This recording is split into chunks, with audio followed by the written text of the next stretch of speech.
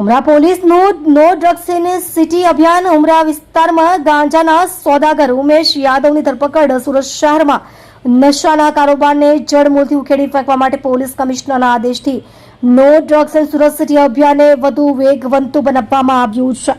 આ કડક ઝુંબેશ હેઠળ ઉમરા પોલીસે બાતમીના આધારે સફળ દરોડો પાડીને પ્રતિબંધિત માદક પદાર્થ ગાંજાના જથ્થા સાથે એક આરોપીને ઝડપી પાડ્યો છે. સુરત પોલીસની આ સતર્કતાને કારણે નશાના સોદાગરોમાં ફફડાટ વ્યાપી ગયો છે અને શહેરના યુવાધનને બચાવવા માટે સુરક્ષા વ્યવસ્થા વધુ સઘન કરવામાં આવી છે.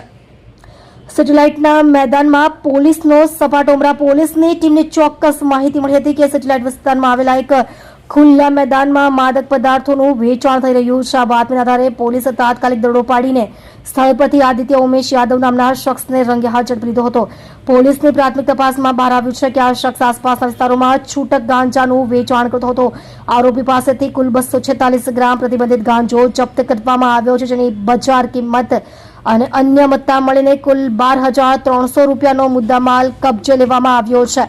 વોન્ટેડ આરોપીની શોધખોળ અને કાયદેસરની કાર્યવાહી. પકડાયેલા આરોપી આદિત્ય યાદવની સઘન પૂછપરછ દરમિયાન આ નેટવર્ક સાથે સંકળાયેલા અન્ય એક વ્યક્તિનું નામ પણ સામે આવ્યું છે. પોલીસે આ ગુનામાં હર્ષ મિશ્રા નામના શખ્સને વોન્ટેડ જાહેર કર્યો છે અને તેને પકડવા માટે અલગ અલગ ટીમો બનાવી તપાસ તેજ કરી છે. નશીલા પદાર્થોની હેરાફેરી અટકાવવા માટે પોલીસે NDPS એક્ટ હેઠળ